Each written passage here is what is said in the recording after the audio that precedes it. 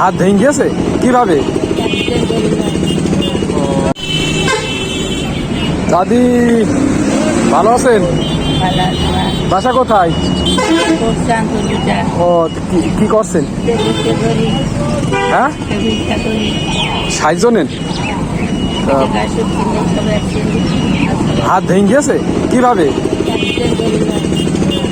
Accident করে ওনার হাত ভেঙে গেছে। আবার ওনার স্বামী নেই, ওনার একটাই মেয়ে, ইনকাম করার মতো তেমন কেউ নেই। উনি ইনকাম করে যা বাড়িতে নিয়ে যায়, ওনার মেয়ে আর উনি তা দিয়ে চলাফেরা করে। উনি খুবই অসহায়। ওনার কথাগুলো আমরা শুনলাম, শোনার পর ওনাকে আমি বললাম, ঠিক আছে দাদি, আমি তো এখন এভাবে আসিনি। কে করছেন? পেয়েছেন টাকা পয়সা?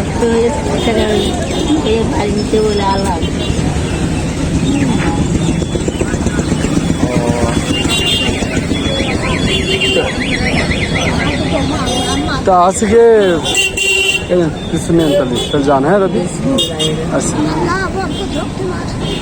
ঠিক আছে তাহলে যান। আপনাদের বাসা কোন জায়গায়? কুড়িপোল।